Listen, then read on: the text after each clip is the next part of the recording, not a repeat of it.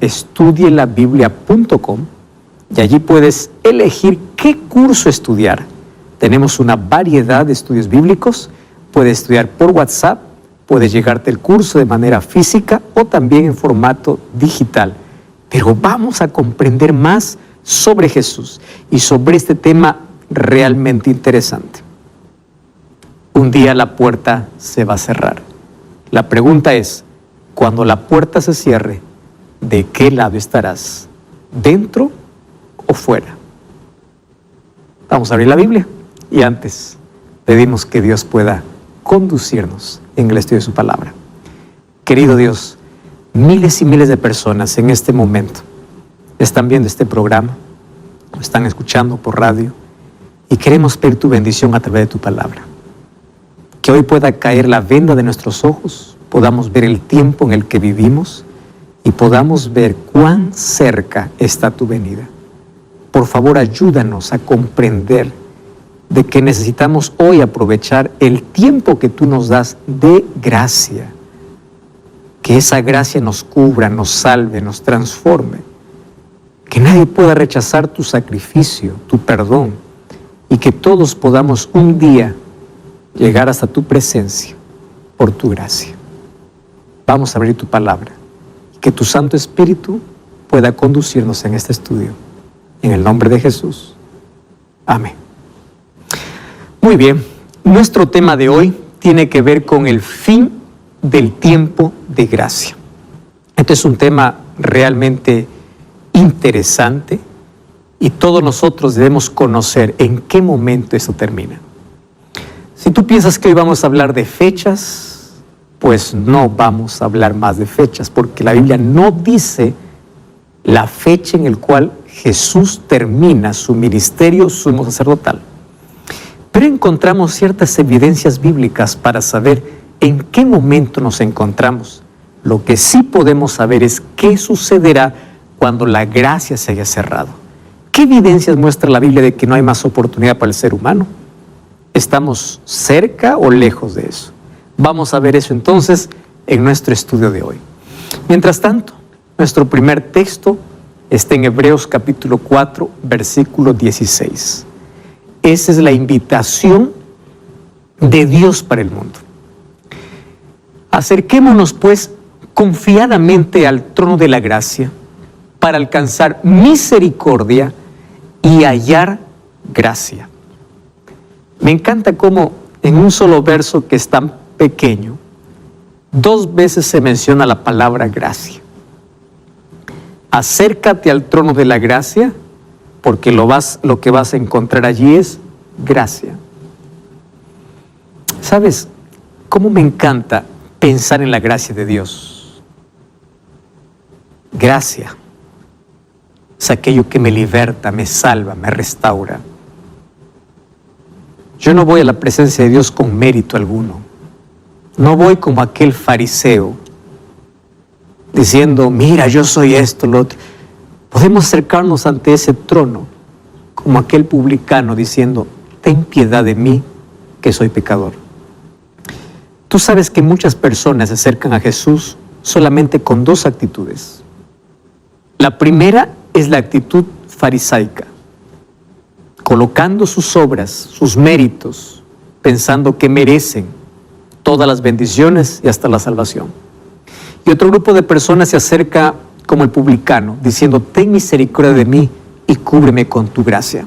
Y hoy podemos acercarnos a ese trono de gracia para poder encontrar oportuno socorro. ¿A qué trono? Ya vimos nosotros aquí, durante toda esta temporada, que el trono de Dios está en el santuario celestial. Y ya analizamos aquí incluso varias profecías que hablan sobre el santuario. Daniel 8:14, ¿recuerdas? 2300 tardes y mañanas el santuario será purificado. Esa profecía comenzó en el año 457 y las 2300 tardes y mañanas nos llevan hasta 1844. Cuando Jesús ascendió al cielo en el año 31, fue para ser nuestro mediador e intercesor. Pero la purificación del santuario, que es la obra bifásica de Jesús, es decir, su ministerio se divide en 2 fases. Primero como intercesor y luego como intercesor y juez. Y en 1844, según la profecía de Daniel 8:14, se comienza un juicio en el cielo para determinar quién se salva y quién se pierde. Todos los nombres de aquellos que dicen creer en Dios pasan por ese juicio. Y aquellos que aman a Dios y hacen la voluntad de Dios, en ese juicio significa buenas nuevas, porque Cristo coloca sus méritos en nuestro favor y uno sale justificado. Pero aquel que dice creer en Dios, pero no hace la voluntad de Dios, entonces en este juicio va a pasar o no va a pasar. Simplemente se va a colocar que es un falso creyente, aquel que dice creer, pero no hace la voluntad de Dios. Por eso Jesús dice, no todo el que me dice Señor, Señor, entrará en el reino de los cielos. Para eso tiene que haber un juicio. Apocalipsis capítulo 22 dice, he aquí yo vengo pronto y mi galardón, recompensa para dar a cada uno conforme fuere su obra. ¿Cómo va a dar la recompensa a Dios? En base a un juicio que se realizó. Y ese juicio lo vivimos desde el año de 1844. Según Hebreos 9:23, también las cosas celestiales necesitan ser purificadas. ¿Purificadas de qué? De los registros de nuestros pecados. Y así como aquí en la tierra se purificaba una vez al año el santuario terrenal, en el cielo la purificación de ese santuario comenzó con un juicio desde 1844.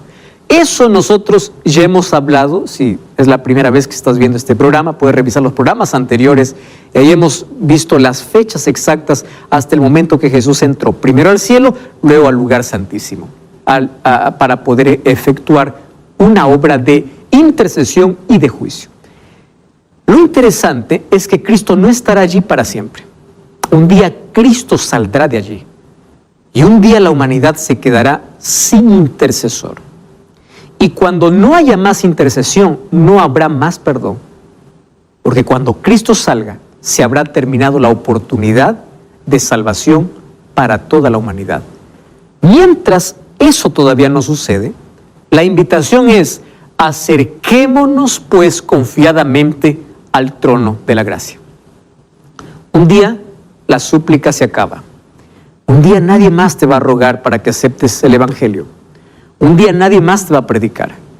¿Por qué sabemos que hoy Cristo todavía intercede? Porque el Evangelio continúa siendo predicado. Porque el Espíritu Santo sigue convenciendo al mundo de pecado. Eso es lo que está haciendo. Pero un día la puerta se cerrará. ¿Qué puerta? El libro de Apocalipsis, capítulo 3, versículo 7, dice lo siguiente. Escribe el ángel de la iglesia en Filadelfia. Esto dice el santo y el verdadero, el que tiene la llave de David. Llave significa autoridad en profecía. El que abre y ninguno cierra. Pero cuando cierra, ninguno abre.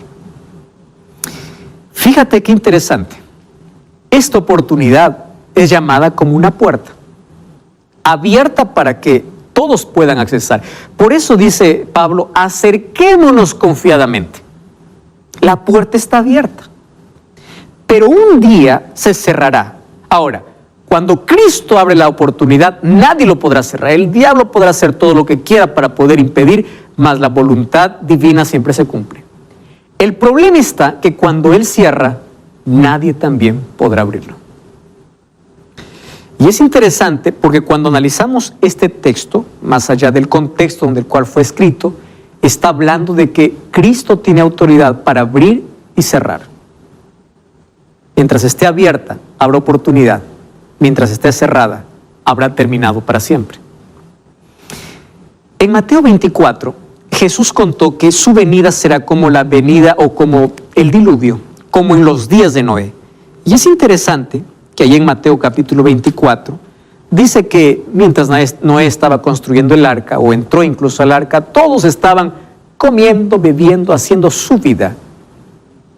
Hoy, el mundo está viviendo un secularismo impresionante. No le interesa más Dios, ni siquiera la palabra de Dios. Incluso dentro del mundo religioso, personas abandonando la palabra de Dios, personas diciendo que quieren actualizar la palabra de Dios, ¿Para dar rienda suelta a qué? ¿A la popularidad? ¿A lo que dice la gente? ¿Para caer bien a todos? Cuando en la Biblia encontramos principios establecidos, como en los días de Noé. Los días de Noé eran días de violencia, de corrupción, de degeneración completa. ¿Mas qué cosa sucedió? Me interesa lo que dice el libro de Génesis capítulo 7, versículo 16. Mira qué cosa es lo que ocurrió, y eso también ocurrirá antes de la venida de Jesús. Génesis capítulo 7, versículo 16. Dice así: los que entraron, hablando de los animales, que eran macho y hembra de cada especie, como lo había mandado Dios.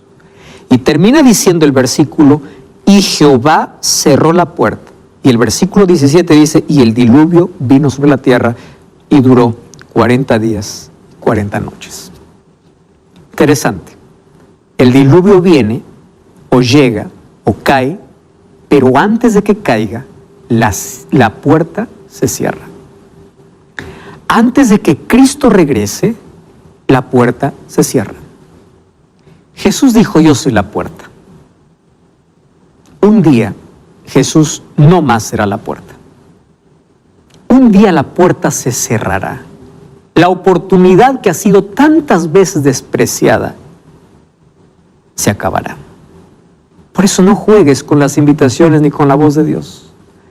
Dios cerró la puerta. Eso dice Génesis capítulo 7, versículo 16. Y cuando Dios cierra la puerta, por más que Noé haya intentado abrir la puerta, no se puede. Porque lo que Dios cierra, nadie abre. Eso significa que hoy estamos viviendo un tiempo de gracia que tiene que ser aprovechado. Dios está llamando a sus hijos. ¿Y de qué sirve una gracia abierta cuando hay un corazón cerrado? De nada. Hoy el mundo está ensordecido por tantas voces de placer y diversión que no escucha más la voz de Dios. Y cada día que pasa es un día menos de gracia. No sabemos con fecha exacta cuándo Cristo va a abandonar el santuario, pero sabemos que esa gracia se va a terminar. Cristo va a dejar de ser nuestro intercesor. Mientras tanto, la Biblia nos habla por lo menos de 3 momentos donde la oportunidad se acaba para el mundo. Primer momento, cuando la muerte llega. Eclesiastés 9, 5 y 6 dice: los vivos saben que han de morir, pero los muertos nada saben. No tienen más memoria, todo es puesto en olvido, no tienen más decisión. Cuando tú mueres no hay una oración que te salve, porque la salvación es un asunto de decisión personal. Entonces, la oportunidad para todos los seres humanos, mientras la gracia esté abierta todavía en el cielo, también se acaba cuando llega la muerte. ¿Y sabes qué cosa es lo triste? Nadie sabe cuándo es su último día. Miles de personas salen diciendo regreso y no más vuelven. Si los datos estadísticos dicen que cada 12 segundos una persona muere, pero nadie sabe quién es la próxima persona. Jóvenes mueren, niños mueren. No necesita una persona estar en una camilla de hospital con una enfermedad donde fue desahuciada para decir voy a morir. No, la muerte es inesperada, es una tragedia, es nuestro mayor enemigo, nuestra mayor amenaza. Viene una enfermedad, viene una pandemia o un accidente inesperado. Todos estamos expuestos a la muerte. La pregunta es, al momento de morir, ¿dónde estamos? ¿Dentro o fuera del arca? Esa es la mayor pregunta. Si hoy fuese tu último día, tú estás en paz con todos tus semejantes y en paz con Dios. Los vivos saben que han de morir, pero los muertos nada saben. Por eso Hebreos 3:15 dice así: si oyeres hoy su voz, no endurezcáis vuestros corazones. Porque en la Biblia no existe el mañana. Proverbios 27 dice: no te jactes del día de mañana. No sabes qué va a traer el día de mañana. El presente es para ser aprovechado. Hoy. Apocalipsis 3:20 dice: aquí estoy. No dice estaré, no dice estuve. Estoy en el tiempo presente. Porque el futuro es desconocido. Por eso en el presente mi vida tiene que estar en las manos de Dios. Yo tengo que estar a cuentas con Dios. ¿En qué otro momento se cierra la gracia para toda la humanidad o para las personas? Mientras todavía no se esté cerrada la gracia en el cielo.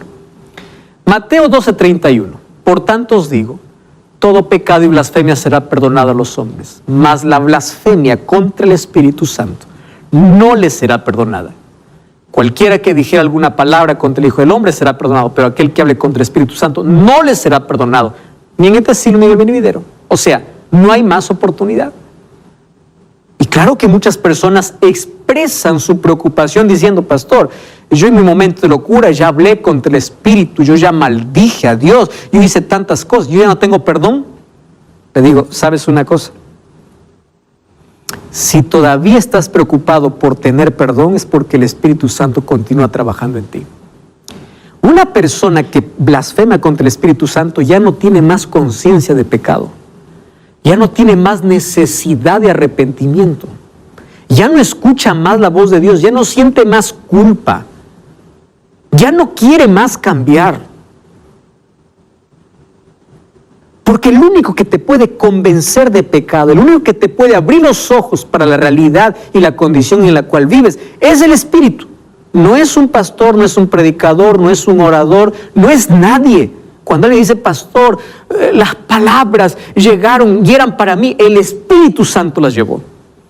Cuando alguien dice, yo fui a la iglesia gracias a una predicación, el Espíritu Santo usó esa predicación. Porque no es un hombre. Juan capítulo 16, cuando Jesús habla, o Juan capítulo 14 y capítulo 16, cuando habla acerca del Espíritu Santo, dice, Él es el que convence de pecado. Él es el que guía toda verdad. Pero un día, el Espíritu Santo será retirado sobre la tierra. Eso sucederá cuando Cristo salga del santuario, porque ya no habrá más perdón, entonces no habrá más arrepentimiento. Y si no hay más arrepentimiento, significa que no habrá nadie más quien convenza de pecado.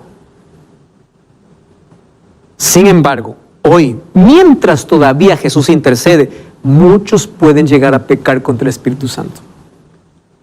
¿Cuándo? ¿En qué momento? Cuando su corazón se endurece tanto que ya perdió la sensibilidad y no tiene más necesidad de Dios. ¿Sabes qué sucede allí? El ser humano se entrega completamente bajo el dominio de Satanás. Y el Espíritu Santo ya no puede más hablar. Por eso necesitamos todos los días escuchar la voz de Dios.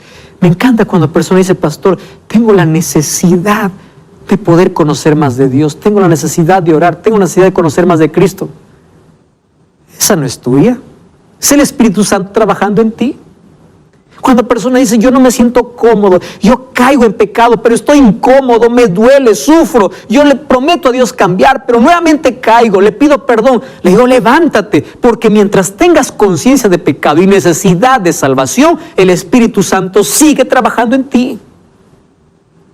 No importa lo que hiciste, no importa el pasado que cargas, mientras tengas necesidad de ir a Dios, el Espíritu Santo sigue trabajando en ti. Mientras estés incómodo con la vida que vivas y quieras un cambio, el Espíritu Santo sigue trabajando en ti. Y el Espíritu Santo trabaja de afuera para adentro para convencernos. Y cuando lo aceptamos a Cristo, trabaja de adentro para afuera para transformarnos. Esa es la obra maravillosa del Espíritu. Pero pecado contra el Espíritu Santo no será perdonado. ¿Cuál es el tercer momento? Cuando Cristo salga del santuario. Mira lo que dice el libro de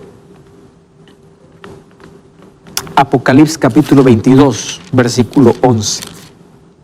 Dice allí, el que es injusto, sigue injusto.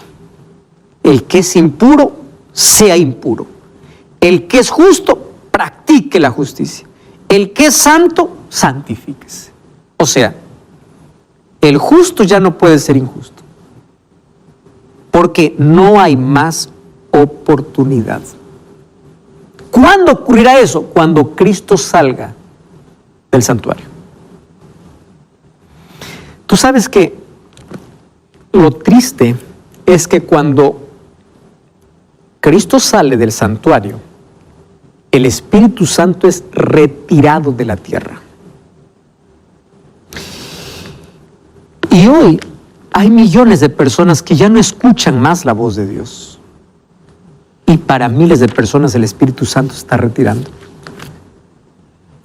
¿Sabes qué cosa es lo que me llena de tristeza? Mira lo que dice el libro de Ezequiel, capítulo 3, versículo 27. Ezequiel, capítulo 3, versículo 27. Dice así: pero cuando yo te haya hablado, abriré tu boca y les dirás, así ha dicho Jehová el Señor. El que escucha, que escuche. Y el que no quiere escuchar, que no escuche, porque son rebeldes. Dios no puede romper nuestra libertad. Y hoy día la rebeldía humana cada vez es mayor. Incluso dentro del mundo religioso, personas abandonando la Biblia por seguir sus propios deseos. Personas que por querer contentar a la gente dejan principios bíblicos. Y esa rebeldía un día llegará a su final. Cuando Cristo sale, habrá entonces, para toda la humanidad, ya estará el destino de cada uno de ellos definido. Porque cuando Cristo deje el santuario, el que es justo, el que es injusto es injusto. Es decir, el destino de todo ser humano habrá sido definido. El juicio habrá terminado. ¿Y sabes qué cosa es lo triste? Cuando el Espíritu Santo se retire, el mundo queda bajo el control completo de Satanás. La Biblia dice que vendrá sobre la tierra un tiempo de angustia cual nunca hubo. Desde que comenzó la tierra, mira, en la historia han habido muchos momentos de angustia. Pero cuando el Espíritu Santo no más convenza de pecado, la humanidad estará enloquecida. Y esto realmente es terrible. Los acontecimientos de hoy nos están preparando para una angustia mayor.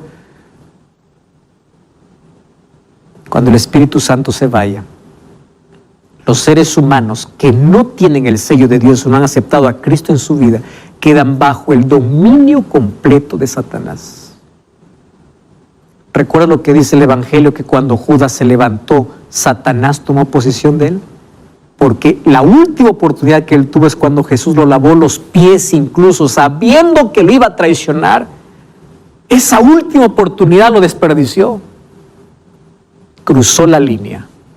Y finalmente dice el libro de Lucas 22:3 que Satanás entró en él. O sea, Satanás tomó el control completo de su vida. Mira lo que dice este texto, Jeremías 30, 5 al 7.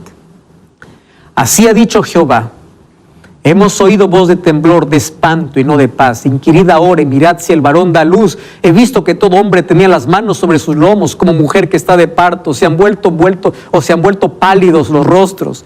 Oh, cuán grande es aquel día, tanto que no hay otro semejante a él. Tiempo de angustia para Jacob, pero de ella será librado.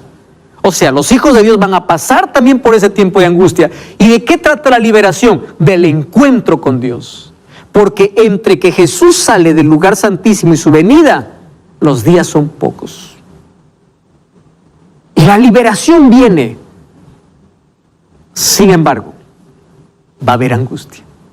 Y va a ser cuando Cristo salga del lugar santísimo. Va a haber angustia para los hijos de Dios y angustia para los impíos. Los impíos por las plagas que caerán sobre la tierra, y para los hijos de Dios una angustia mental y una angustia física. La angustia mental porque todos se preguntarán, ¿mis pecados habrán sido perdonados? Porque saben que no hay más gracia.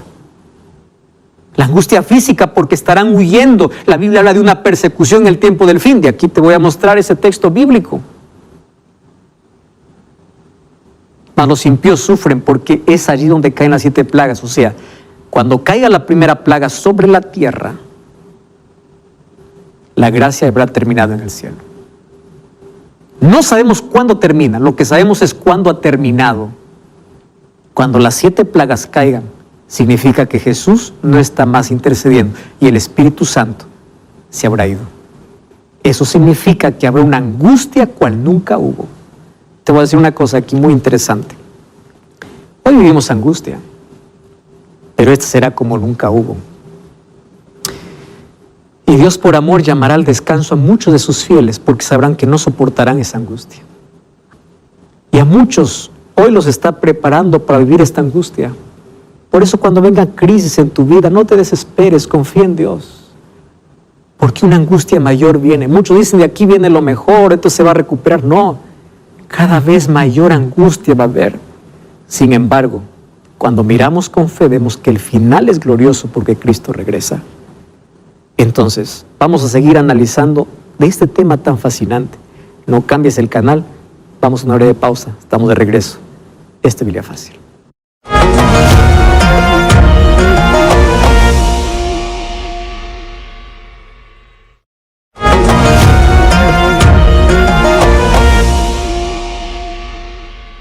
Estamos de regreso, esto es Biblia Fácil. Hoy estamos hablando sobre ese momento cuando la puerta de gracia se cierra en el cielo, cuando no habrá más oportunidad para los seres humanos. Y ya vimos aquí algunos textos que en ese momento sobre la tierra habrá una angustia completa, tanto para los hijos de Dios como también para los impíos. Vamos a ver otro texto. Mira lo que dice el libro de Daniel capítulo 12, versículo 1. En aquel tiempo se levantará Miguel, el gran príncipe que está de parte de los hijos de tu pueblo, y será tiempo de angustia, cual nunca fue desde que hubo gente hasta entonces. Pero en aquel tiempo será libertado. Esa libertación tiene que ver con la venida de Jesús y todos los que se hayan escritos en el libro de la vida. Por eso en Lucas 10:20 encontramos cuando los discípulos fueron a Jesús a contarle, Señor, hemos visto grandes maravillas, grandes cosas han sucedido. Jesús le dice, más bien alégrense si ustedes saben que sus nombres estén escritos en el libro de la vida. Porque la angustia que viene sobre la tierra es una angustia cual nunca hubo. Pasamos por una crisis mundial y esto trajo mucha angustia, desestabilidad, inestabilidad económica, política, social, problemas mentales, problemas de salud. Son apenas señales de la angustia que vendrá. Y sabes, pensar en ello es terrible. Ahora, antes de que Cristo salga del lugar santísimo, nosotros tenemos aquí una advertencia que está en el libro de Apocalipsis. Por eso necesitamos leer más el libro de Apocalipsis sobre las cosas que acontecerán en el tiempo del fin. Mira lo que dice Apocalipsis capítulo 13. Es interesante este capítulo. Apocalipsis 13 habla de dos bestias. Bestia en la Biblia es poder, o sea, dos poderes. Un poder que sube de la tierra y otro poder que sube del mar. Y aquí estas dos bestias tienen características. Y nosotros ya hablamos aquí en Biblia Fácil sobre el libro de Apocalipsis y analizamos con detalles todo esto. Tú puedes ver esto en programas anteriores sobre Apocalipsis. Pero mira lo que sucede en el tiempo del fin. Apocalipsis capítulo 13, versículo 6. Dice así. Abrió su boca para blasfemar contra Dios y para blasfemar en su nombre, de su tabernáculo y los que habitan en el cielo. Y hizo guerra contra los santos y los venció. ¿De qué está hablando? De un poder que se levantaría en la historia. Primero dice que habla blasfemias. Y nosotros viendo todas las características de Apocalipsis 13, apenas te voy a mencionar para que tú vayas a investigar y puedas ver incluso el otro video donde hablamos sobre este capítulo. Este Apocalipsis 13, de este primer poder, es el sistema papal. ¿Por qué? Porque dentro de la historia es el único que persigue por 1260 años. Incluso en la Biblia habla de 1260 años de persecución, que comienza en el año 538 y va hasta el año 1798. Pero en el tiempo del fin, mira lo que va a suceder. Vamos a leer el versículo 15.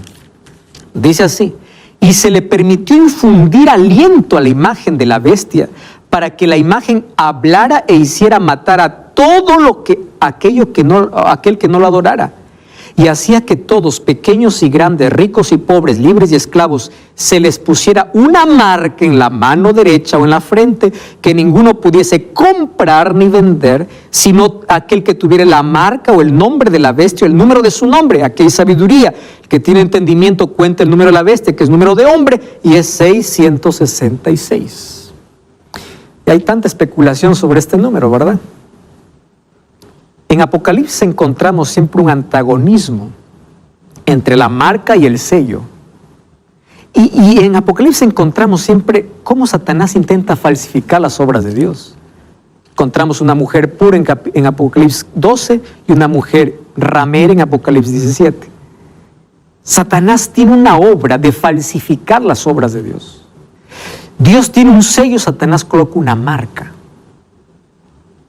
Y ese 666 viene de los dioses babilónicos, que es desobediencia. El 6 es número de hombre, desobediencia. Para comenzar, el hombre fue creado en el 6º día. Pero el 6 significa imponer su voluntad en contra de la voluntad de Dios. Y por favor, yo quiero aquí ser muy claro. Hay muchas especulaciones diciendo por allí, la marca de la bestia viene con un chip, viene con una vacuna. Queridos, Apocalipsis es un libro donde es simbólico por ser profético. Entonces la marca de la bestia no será algo literal. Nadie vendrá a marcarte 666. Nadie vendrá a ponerte un chip de debajo para diciendo ahora tienes la marca de la bestia. Esto es un asunto simbólico. ¿Y simbolismo de qué? Desobediencia. Entonces la Biblia me habla de sello de Dios, de aquellos que son sellados son aquellos que están sus nombres escritos en el libro de la vida. Y aquellos que tienen la marca a la vez son aquellos que desobedecen a Dios. Pero ¿de qué manera se ve visible en el tiempo del fin? Vamos a ver si esto no es una copia de Satanás. Mira, vamos al libro de Deuteronomio capítulo 6, Antiguo Testamento. El Antiguo Testamento nos enseña mucho para interpretar el Nuevo Testamento. Deuteronomio capítulo 6. Vamos a leer el versículo 2. Deuteronomio capítulo 6, 2. Dice así: a fin de que temas a Jehová tu Dios, guardando todos sus estatutos y mandamientos que yo te mando. Eso dice en el versículo 2. Vamos a leer el versículo 8. Las atarás como una señal en tu mano y estarán en los frontales entre tus ojos, o sea, entre tu frente. Lee el versículo 17. Dice así: guardad cuidadosamente los mandamientos de Jehová vuestro Dios, sus testimonios y estatutos que te he mandado. ¿De qué habla el capítulo 6? Del amor a Dios y la obediencia a Dios. Escúchame bien. Aquí está la clave para poder analizar el sello de Dios y marca la bestia. Eso de colocar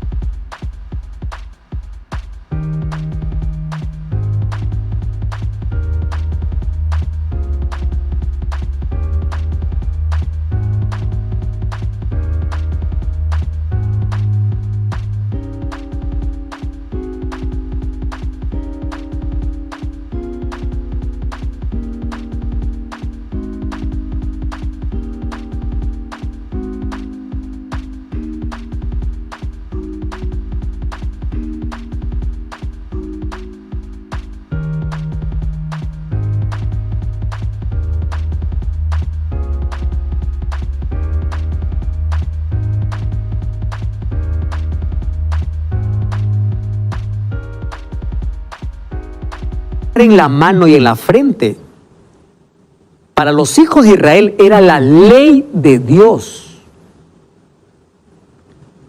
¿Qué cosa hace Satanás? Él coloca una marca. ¿Y la marca qué cosa es? En contra de la ley de Dios. Porque Dios quiere que su ley esté en nuestra mente. Nuestras manos significan acciones, que actuemos de acuerdo a su voluntad, de acuerdo a su ley. Pero Satanás, en lugar de la ley, sustituye la ley por una marca. ¿Qué cosa es la marca? Una sustitución de los mandamientos de Dios. Efesios 4 dice que todos somos sellados por el Espíritu Santo. ¿Y qué cosa hace el Espíritu Santo? Coloca nuestra vida en armonía con la voluntad de Dios. Entonces, en el tiempo del fin, aquellos que son sellados por el Espíritu son aquellos que guardan los mandamientos de Dios.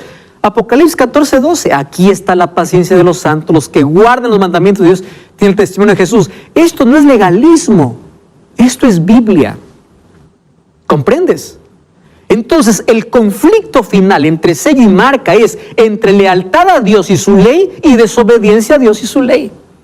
Entonces, eso es un asunto simbólico, esto es una decisión, pero que vendrá como imposición. Escúchame con atención.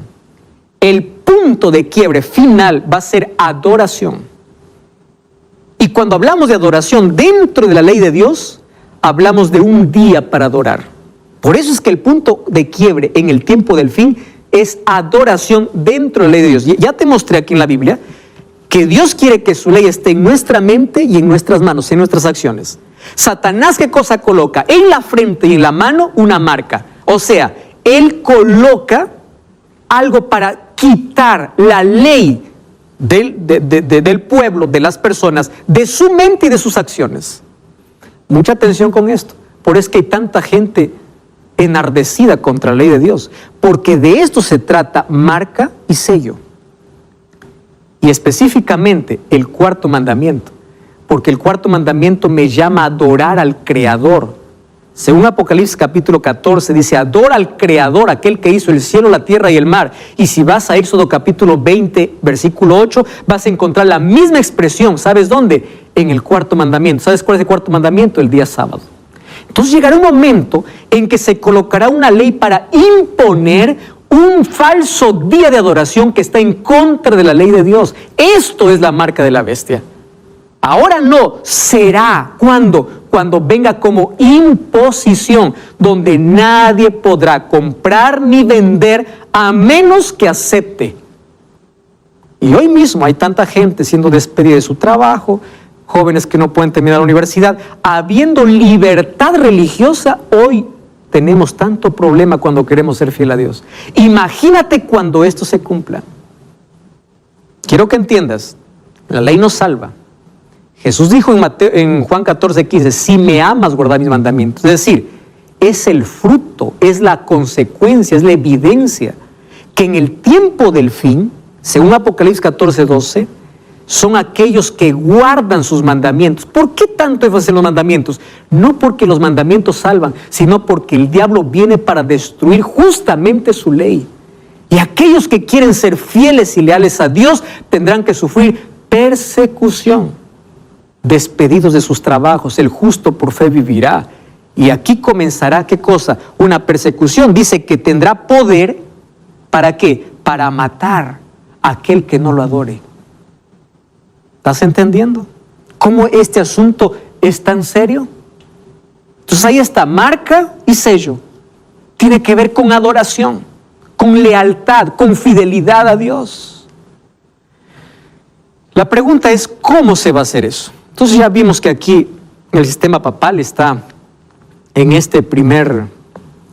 como el primer poder de Apocalipsis capítulo 13, porque él dice que habla contra blasfemias contra Dios. Ya vimos aquí, por ejemplo, que el único que dijo ser Dios en la tierra es el Papa. El Papa León XIII decía, nosotros somos Dios en la tierra. Eso es una blasfemia.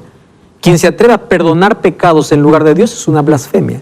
Persigue a los hijos de Dios. Durante 1260 años, eso está en la historia está manchada de sangre. Entonces ese primer poder representa ese poder papal. Pero un día recibió una herida de muerte, eso también dice Apocalipsis 13. Quiere decir, se le quitó su dominio y su autoridad. ¿Cuándo sucedió eso? En 1798.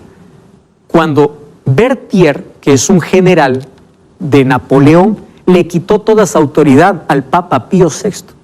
Pero también dice Apocalipsis 13 que esa herida será sanada. Y claro, y toda la tierra se maravillará, dice, y todos irán en pos de él. Y tú ya viste tantas declaraciones que hoy incluso están en contra de la palabra de Dios. Pero hoy te voy a mostrar otra cosa. Esta es una encíclica escrita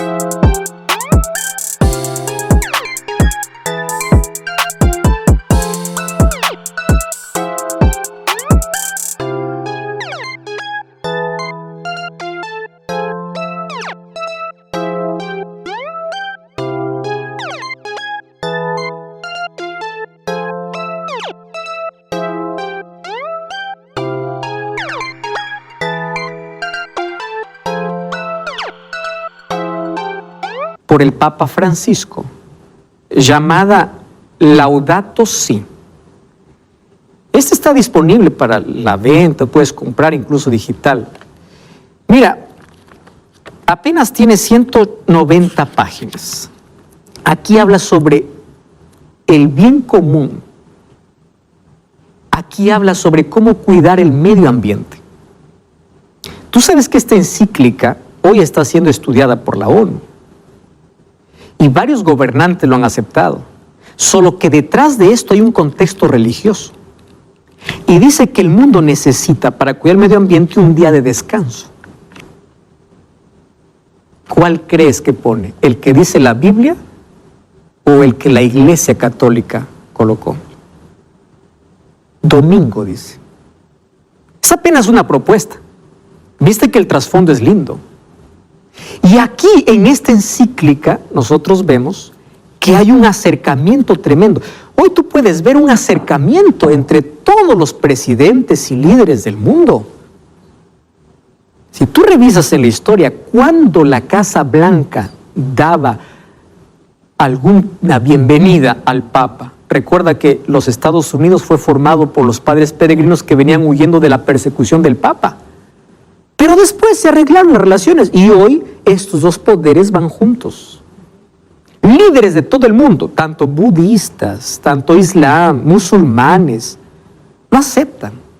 Hay puentes creados, el mundo se sorprende, el mundo ya lo adora, hay un acercamiento. La pregunta es, ¿cómo esto se va a poder? Porque hay ya tantas ideologías, izquierda, derecha, filosofía, el marxismo por un lado, comunismo, capitalismo. ¿Cómo se va a unir todo? Tiene que haber alguna cosa que una a toda la humanidad. Una preocupación que una a toda la humanidad. Medio ambiente. ¿Estás entendiendo? Entonces, a través de una cosa que